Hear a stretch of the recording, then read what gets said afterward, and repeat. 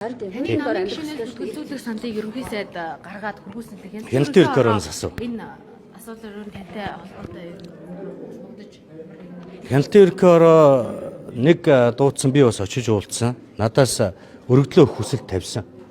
Гэхдээ Монгол Ардын нам болон ер нь улс төрийн намын тухай хуулиараа за өнөөдөр Монгол улсын үндсэн хуулиараа хэн нэгэн хүн гин буруутай гэдэг нь шүүхийн шийдвэрээр эцэлэн тогтоогдоогүй байхад тэр хүнийг гин буруутай итгээд гэж үзэх ямар ч боломжгүй байдгийг та бүхэн мэдэх ёстой.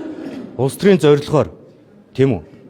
Гин буруутай хулгай зэлгийг хийсэн одоо нүүрсний хулгайч гэж хүртэл зарлаад явж байгаа үйлдэлийг нь улс төрийн нам шүүхийн шийдвэр гараагүй байхад барьж авч намаас хөөнө гэдэг шийдвэр гаргах нь өөрөө улс төрийн намын тухай хуулийг зөрчиж байгаа зүйл байхгүй юу? Тэгэхээр энэ өөрөө цаашаа явхад хүндрэлтэй процесс. Надаас бол өргөдлөө өгөөч гэсэн хүсэл тавьсан.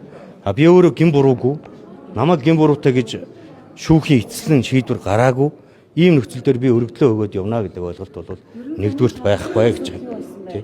Гэхдээ мэдээж одоо би хуулийн байгууллагад одоо дуудсан цагт нь очиж шаардлагатай мэдүүлэг, баримтуудыг бол гаргаж өгсөн. Зарим чиглэлүүдээр нь одоо цагаатгах буюу хэрэгсэхгүй болох хүсэлтүүдээ өгсөн. Яагаад гэхээр үндсэндээ одоо би нөгөө наривчилж ярьж болохгүй юм байлаа тийм ээ хуулиараа.